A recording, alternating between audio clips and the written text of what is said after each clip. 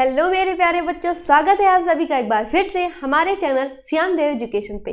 तो प्यारे बच्चों, पिछली क्लास में हमने क्या क्या पढ़ा था। हमने स्टार्ट किया बायोलॉजी, यानी आपका क्लास 10 साइंस का बायोलॉजी स्टार्ट किया, जिसमें हम लोगों ने फर्स्ट चैप्टर जैव प्रक्रम शुरू किया था। जैव प्रक्रम में मैंने आपको क्या क्या पढ़ाया था। पिछली क्लास में हमने पढ़ा था जैव प्रक्रम क्या होता है, और उसके बाद हमने छोटी छोटी परिभाषाएं पढ़ी, पोषण की, अवशोषण की, श्वसन की, उत्सर्जन की, और ये सब परिवहन की, इन सब की हमने परिभाषा पढ़ी। उसके बाद एक हमने लॉन्ग क्वेश्चन तैयार किया, क्या कि पोषण किसे कहते हैं, इसके कितने प्रकार होते हैं, पोषक तत्वों के बारे में बताइए। तो हम लोगों ने पोषण क्या होता है, जो आप लॉन्ग क्वेश्चन में आंसर लिखोगे उस तरीके से हमने पढ़ा। उसके बाद हम लोगों ने पोषण की आवश्यकता पढ़ी। पोषक तत्व होते हैं 5 प्रकार के, कार्बोहाइड्रेट, वसा, प्रोटीन, विटामिन, जल और खनिज, लवण। इन सभी के बारे में हम लोगों ने डिटेल से समझा। फिर हम लोगों ने पढ़ा पोषण के प्रकार, जिसमें होते हैं 2 प्रकार, स्वपोषण और परपोषण। स्वपोषण किसे कहते हैं वो हमने पढ़ा, और परपोषण क्या होता है वो भी हमने समझा। स्वपोषण में प्रकाश संश्लेषण आता है, जिसके हमने डिटेल से अच्छे से पढ़ी, और उसके रिएक्शन को भी हम लोगों ने बहुत अच्छे तरीके से, बेहतर तरीके से समझा, और प्रकाश संश्लेषण की हम लोगों ने विशेषता समझी। तो जिन भी बच्चों ने ये क्लास नहीं देखी है, प्लेलिस्ट बनी हुई है, जाकर के सीक्वेंस से आप उसमें देखेंगे तो हर एक लेक्चर आपको मिलता चला जाएगा। तो जितने भी बच्चे हैं ये सब उनके लिए बहुत अच्छे से बनाया गया है, तो सारे बच्चे बहुत मन से और ध्यान से पढ़ेंगे। तो आज के इस क्लास में हम लोगों को मनुष्य का पाचन तंत्र है उसे पूरा पढ़ना है, और जिसमें हम लोगों को जो 6 पाचन तंत्र हमारे आते हैं, मतलब पाचन तंत्र में जो 6 अलग अलग पार्ट है, जैसे कि मुख और मुखगुहा, ग्रास नली, ग्रसिका, छोटी आंत, बड़ी आंत, अमाशय, इन सभी के बारे में अच्छे से पढ़ना है। चलिए शुरू करते हैं। तो ये हम लोगों ने लास्ट अपना पढ़ा था, ये जो है प्रकाश संश्लेषण की मुख्य विशेषताएं क्या होती है, इसको हमने पिछली क्लास में अच्छे से समझा था। चलिए भाई, अब बढ़ते हैं अपने आगे, और हमें आगे क्या पढ़ना है उसे हम समझते हैं। तो जंतुओं में जो पोषण होता है बेटा, वो जान रखिए कि पहली बात तो पोषण हमने समझा क्या होता है। अब बात करते हैं जो पोषण के चरण होते हैं, इसमें क्या क्या होता है। सबसे पहले ये बताओ, आप लोग खाना सामने रखा है तो उसको क्या करते हो, ऐसे देखते रहते हो? नहीं, उसको हम लोग खा लेते हैं। तो सबसे पहले क्या है पोषण के चरण में, अंतर्ग्रहण। अंतर्ग्रहण का मीन्स क्या होता है बेटा, अंतर्ग्रहण का मतलब होता है शरीर में खाने को पहुंचाना। तो सबसे पहला चरण क्या होता है पोषण के चरण में, अंतर्ग्रहण होता है, ठीक है। फिर होता है हमारा पाचन। फिर क्या होता है बेटा, पाचन होता है, अर्थात उस खाने को हम लोग पचाते हैं। बताओ भाई, पचाते हैं कि नहीं पचाते हैं। फिर क्या होता है उस खाने का बेटा, अवशोषण होता है। क्या होता है खाने का, अवशोषण होता है ना। फिर खाने का क्या होता है, अवशोषण होता है। अवशोषण होने के बाद अगला प्रोसेस क्या होता है बेटा, अगला प्रोसेस होता है उसका स्वांगीकरण। क्या होता है, स्वांगीकरण होता है ना। और स्वांगीकरण के बाद लास्ट प्रोसेस क्या होती है भाई, लास्ट प्रोसेस होती है बहिक्षेपण। बहिक्षेपण का मतलब होता है शरीर को जो है खाना है, जो शरीर से उसे जो वेस्ट पदार्थ है हमारे खाने का, उसे शरीर से बाहर निकालना। तो ये 5 जो है चरण होते हैं, कौन कौन से। पहला होता है अंतर्ग्रहण, जिसका मतलब है खाने को मतलब अपने शरीर के अंदर पहुंचाना। उसके बाद दूसरा होता है पाचन, अर्थात जो हमने खाना खाया है उसे हम लोग क्या करेंगे, अब पचाएंगे। उसके बाद दूसरा अगला प्रोसेस क्या आता है, अवशोषण। इसका मतलब ये होता है कि जो हम लोगों ने खाना खाया है उससे हम लोग ऊर्जा को क्या करेंगे, शरीर में ग्रहण करेंगे, है ना। उसके बाद अगला प्रोसेस क्या है, स्वांगीकरण है, अर्थात उस खाने से जो हमें ऊर्जा मिली है उसको हम लोग एक अंग से दूसरे अंग तक फटाफट से ट्रांसफर कर देंगे। और लास्ट क्या है भाई, बहिक्षेपण, जिसका मीन्स ये होता है कि जो हम लोगों ने खाना खाया है उससे तो भाई हमने एनर्जी ले ली, अब उसको क्या करें, तो उसको हम लोग शरीर से वेस्ट पदार्थ मटेरियल जो होता है उसको हम लोग शरीर से बाहर निकालते हैं। जैसे कि अपने घर में सब्जी ले आओगे, सब्जी को छीलोगे और उसको बना लोगे, भाई जो छीला है छिलका वो तो हमको फेंकना ही पड़ेगा ना, तो उसको हम बाहर फेंक देते हैं। वैसे ही हमारा ये भी होता है, हम लोग जो खाने का वेस्ट होता है उसको शरीर से बाहर फेंक दिया जाता है। कैसे, गुदा द्वार के द्वारा शरीर से उसको बाहर निकाल दिया जाता है। क्लियर है भाई सभी बच्चों को। तो ये 5 पोषण के चरण आपको याद रखने हैं। चलिए बढ़ते हैं आगे।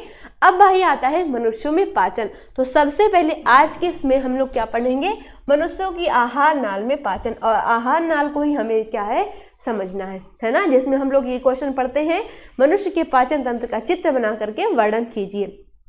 ओके, तो हमें आज ये पढ़ना है, ठीक है। अब उसके बाद क्या है, जो हमारा पाचन होता है वो कहाँ पे होता है, पहला तो आहार नाल हो गया, दूसरा बेटा क्या होता है, हमारे आहार नाल के अलावा हमारा जो ग्रंथियाँ होती हैं भिन्न भिन्न, जैसे कि लार ग्रंथि, दूसरी है यकृत और तीसरी है अग्नाशय। तो लार ग्रंथियाँ, यकृत और अग्नाशय ये हमारी है पाचक ग्रंथियों के द्वारा पाचन, मतलब कौन कौन सी ऐसी ग्रंथियाँ हैं जो हमारे भोजन को पचाने का काम करती हैं, जिसमें हम लोग को 3 चीज़ें पढ़नी है, लार ग्रंथि, यकृत और अग्नाशय। क्लियर है भाई? तो आहार नाल में पाचन को चलिए फटाफट से हम लोग समझ लेते हैं और पढ़ लेते हैं। चलो भाई आ जाओ। तो भाई मनुष्यों में जो पोषण होता है उसमें हम लोग क्या पढ़ते हैं, सबसे पहले हमारे मनुष्य का पाचन तंत्र पढ़ते हैं। तो ये है भाई एक बहुत प्यारा सा मनुष्य और इसके अंदर है भिन्न भिन्न से अंग। चलिए इसको समझ लेते हैं। सबसे पहले हमारा जो पाचन है वो कहाँ से शुरू होता है, हमारे मुख से शुरू होता है, जिसमें क्या होता है, दांत और लार ग्रंथियां होती हैं। दांत और लार ग्रंथियां होती हैं।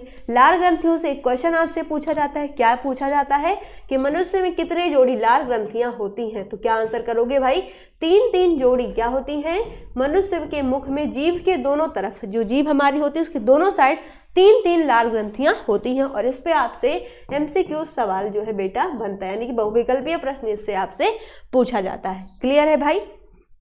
अब देखो हमारे मुख से ही फिर क्या शुरू हो जाता है, हमारी ये जो ग्रास नली है वो शुरू हो जाती है। जो ग्रास नली होती है क्या होती है, ये हमारे जो खाना होता है उसको हमारे शरीर के अंदर ले जाती है, ग्रास नली।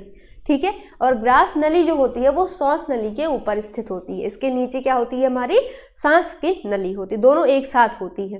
ठीक है ना, क्लियर है?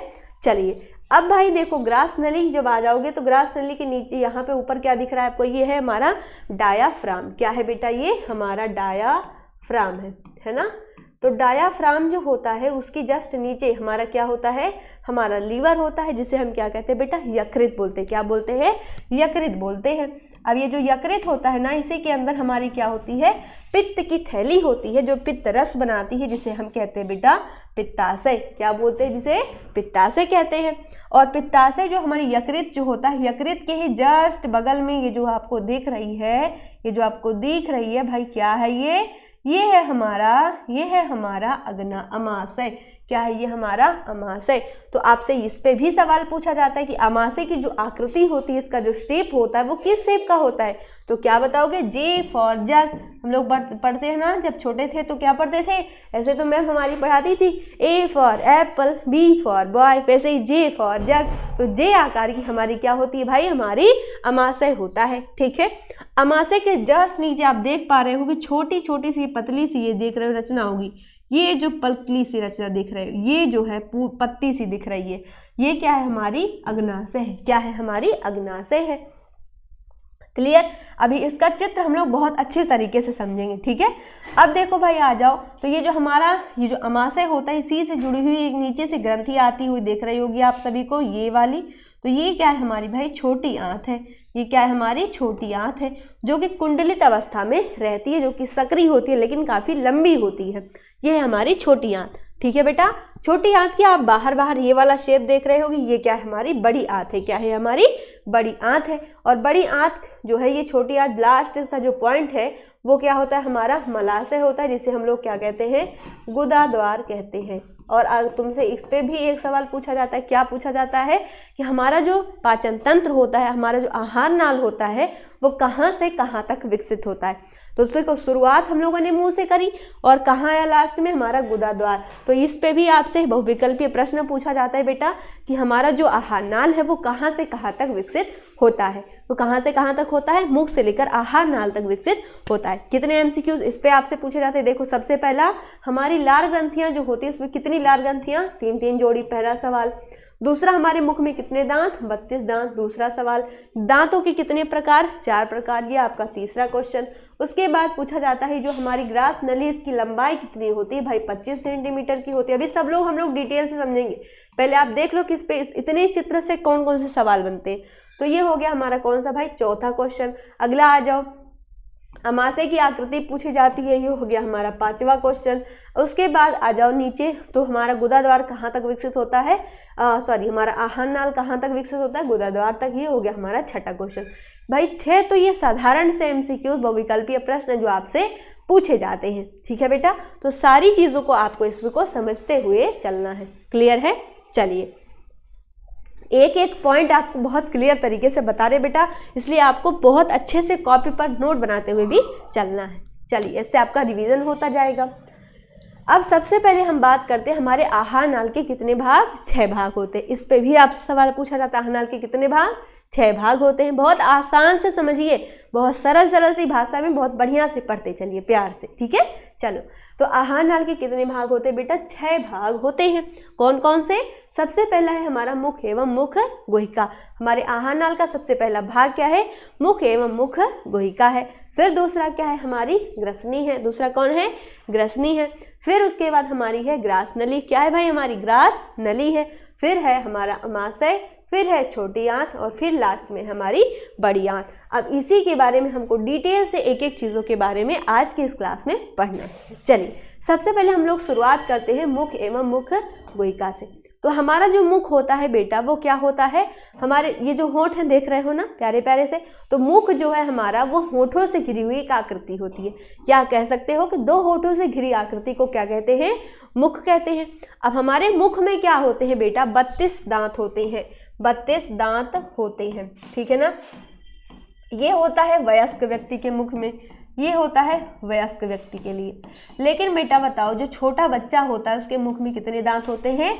उसके मुख में होते हैं भाई 20 दांत। उसके मुख में कितने दांत? 20 दांत। किसके? छोटे बच्चे के मुख में, छोटे बच्चे के। ठीक है, आ गई बात समझ में? तो छोटे बच्चे के मुख में कितने दांत? 20 दांत। लेकिन जो वयस्क व्यक्ति होता है उसके मुख में 32 दांत होते हैं। क्लियर है? चलिए, तो अब भाई समझते हैं, जो दांत हैं वो 4 प्रकार के होते हैं। कौन कौन से होते हैं इनके बारे में हमें पढ़ना है ना? चलो आ जाओ भाई। तो देखो, हमारे जो मुख होता है उसमें 32 दांत होते हैं। हमारे मुख में जीभ होती है, जिसमें क्या होती है? लार निकलती है। और सबसे पहले यही जो लार होती है, जिसके अंदर टाइलिन नामक एंजाइम होता है, वही हमारे भोजन को पचाने का काम करता है सबसे पहले। ठीक है, अब देखो, मुख होता है वो कहाँ खुलता है? मुख गुहिका के अंदर खुलता है। ठीक है, क्लियर है? चलिए, अब हम बढ़ते हैं बेटा दांतों के प्रकार के बारे में। तो चलिए देखिए, लिखेंगे यहाँ पे मनुष्य के दांत के प्रकार। दांतों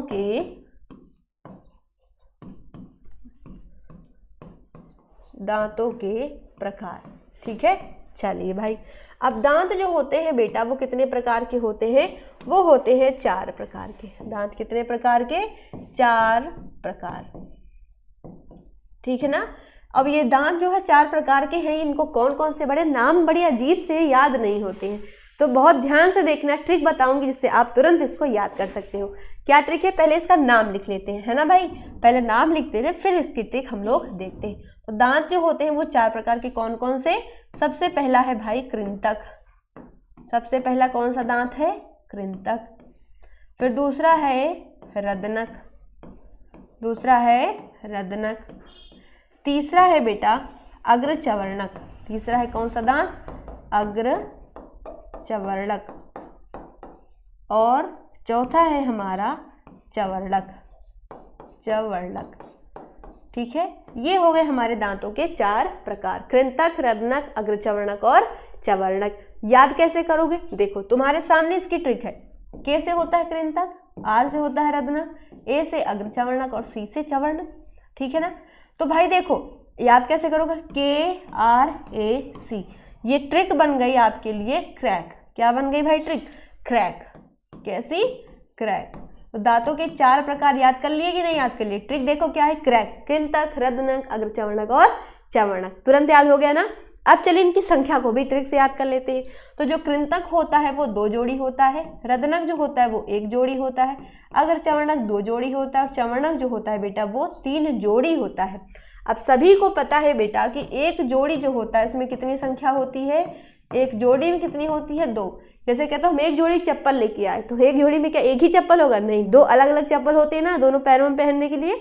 वैसे ही है, 1 जोड़ी में कितने? 2। तो अगर यहाँ 2 जोड़ी लिखा हुआ है, सब में क्या लगा लो पहले? जोड़ी जोड़ी, है ना? जोड़ी। इसमें भी जोड़ी और इसमें भी जोड़ी, ठीक है ना। तो एक जोड़ी में अगर 2 है तो 2 जोड़ी में कितने हो जाएंगे 4। भाई 2 का गुणा कर दोगे 4 हो जाएगा, बहुत आसान है, इसमें तो कुछ समझना नहीं है। तो वैसे ही यहाँ पे क्या हो गया 4, यहाँ पे क्या हो गया एक जोड़ी में 2, 2 जोड़ी में 4, 3 जोड़ी में 6। गिनती करो कितनी है 4 2 6, 6 4 10 और 6 16। तो इस प्रकार से कुल दांत कितने हो गए भाई 16। लेकिन ये 16 दांत सिर्फ ऊपर के हैं, ऐसे ही सेम नीचे भी 16 होते, तो 16 ऊपर 16 नीचे, इस प्रकार से कुल कितने दांत 32 दांत हो गए। आया समझ में। तो ये हो गए बेटा हमारे दांतों के चारों प्रकार। आगे बात समझ में बेटा क्लियर है सभी को। चलिए तो दांतों के प्रकार कितने 4, कृंतक, रग्नक, अग्रचर्वणक, चर्वणक। क्रैक से हमने याद कर लिया। संख्या कैसे याद करोगे 2 1 2 3, 2 1 2 और 3 ऐसे याद कर लो आप, ठीक है। या आप 21 23 से याद कर सकते हो, तो 21 23 से याद कर लो, ठीक है ना। आप इस तरीके से दांतों की संख्या याद कर सकते हो, दांतों के नाम भी आपको याद हो गए। चलो भाई क्लियर है। अब बढ़ते हैं आगे। तो हो गई, अब बात करते हैं ग्रसनी की। मुख एवं मुख गोहिका पढ़ लिया, अब आती है ग्रसनी की बात। ग्रसनी क्या होती है, यह एक बड़ा छिद्र होता है, इससे हमारी ग्रास नली मुख में हमारे खुलती है। ग्रसनी मतलब यहाँ का एक ऐसा छोटा छिद्र होता है जिसके जरिए जो हमारी ग्रास नली होती है वो हमारे मुख में आकर के खुलती है, ठीक। अब पढ़ते हैं भाई ग्रास नली के बारे में। चलो भाई आ जाओ।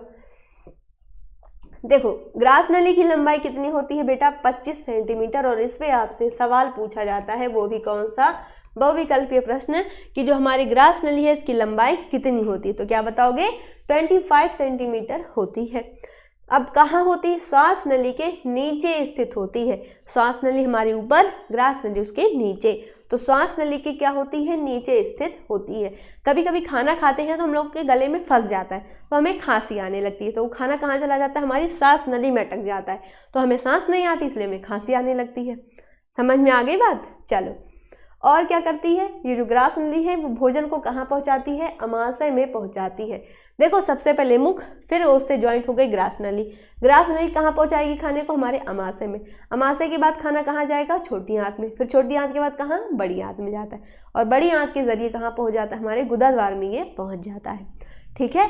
तो आगे बात समझ में। सबसे पहले ग्रास नली की लंबाई कितनी 25, श्वास नली के कहाँ होती है नीचे, भोजन को कहाँ पहुँचाती है, अमाशय में पहुँचाने का काम करती है। चलो अगला बढ़ते हैं भाई अमाशय। अब देखो भाई अमाशय को समझते, ये है अमाशय का आपका चित्र, ठीक है। अमाशय में क्या होता है बेटा, जठर रस स्थित होता है। अमाशय में जठर रस होता है जो कि क्या करता है, हमारे भोजन को पचाने का काम करता है। अब अमाशय जो होता है, ये पूरा पार्ट अमाशय हो गया। अमाशय के सही नीचे क्या होता है, अग्नाशय भी स्थित होता है। और आपसे ये क्वेश्चन शायद अगर पूछा जाए तो आप बता दोगे क्या, कि जो अग्नाशय होता है वो अमाशय के जस्ट नीचे स्थित होता है। क्लियर है, अभी आपको बड़े से चित्र में दिखाया था ना। तो देखो भाई अमाशय जो होता है इसकी लंबाई कितनी होती है 25 से 30 सेंटीमीटर, 25 से 30 सेंटीमीटर।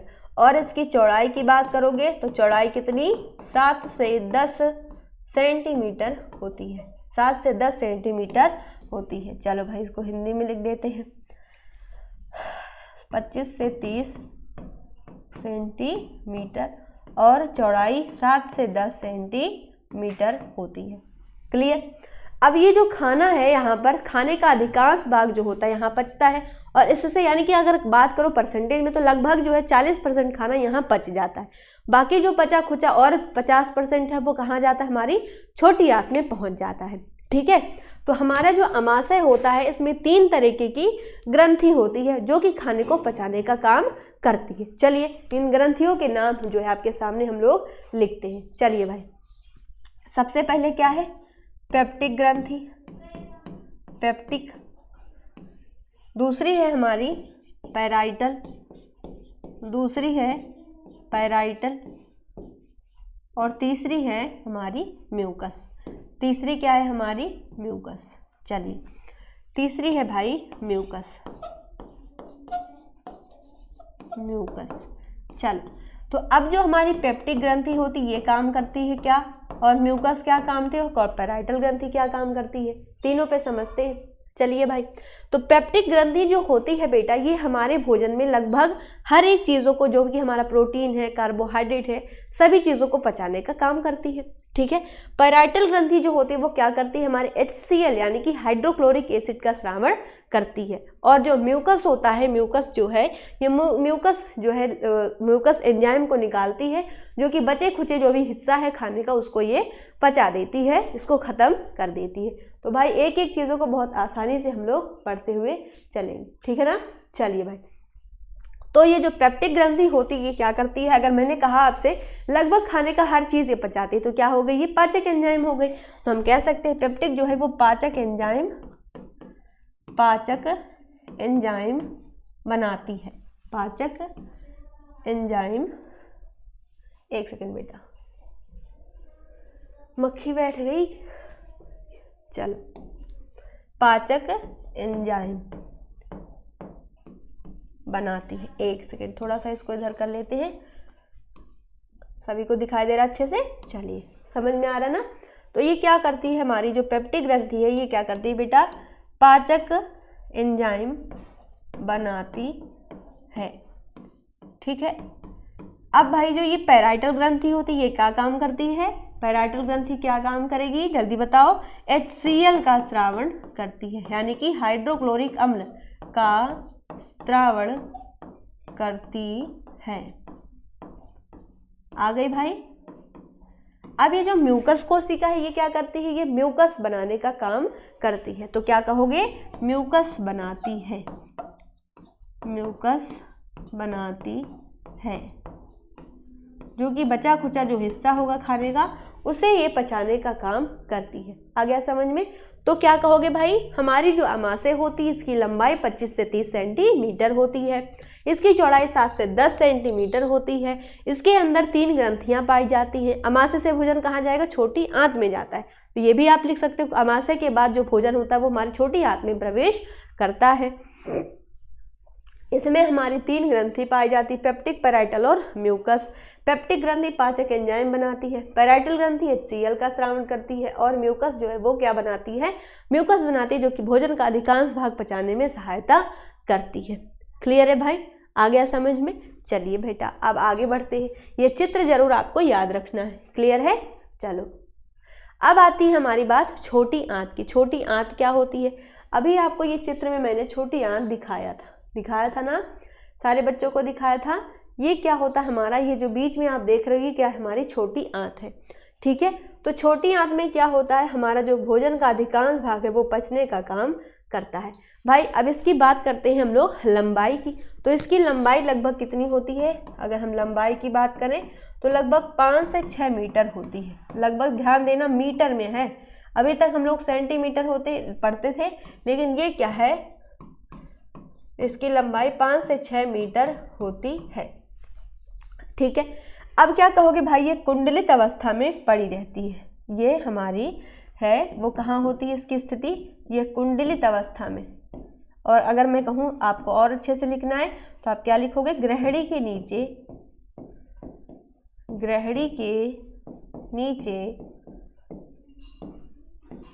कुंडलित अवस्था में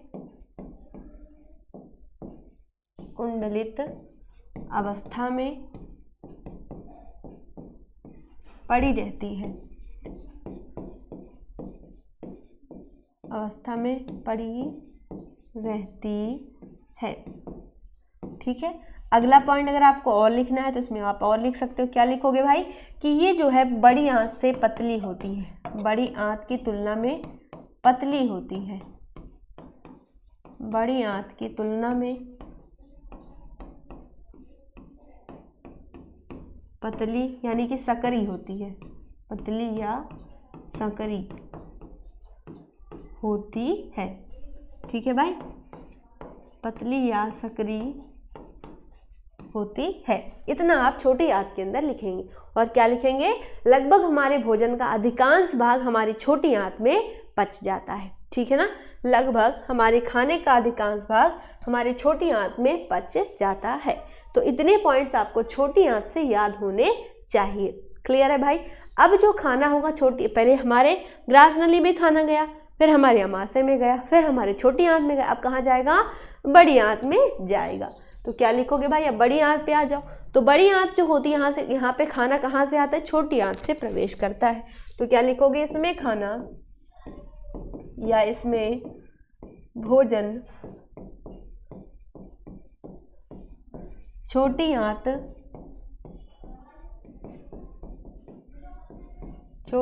से आता है। ठीक है, आगे बात समझ में। और भाई क्या लिखोगे इसमें, इसकी